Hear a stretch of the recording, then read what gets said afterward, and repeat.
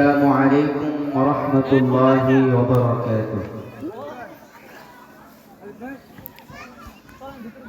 الحمد لله الحمد لله الذي جعل الشمس والقمر بحسبان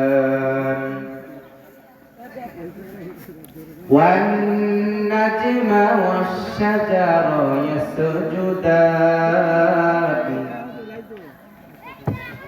وفضل مكانا على مكان ونشهد أن لا إله إلا الله وأشهد أن محمدا عبده ورسوله الذي أرسله الله بالحق بشيرا ونذيرا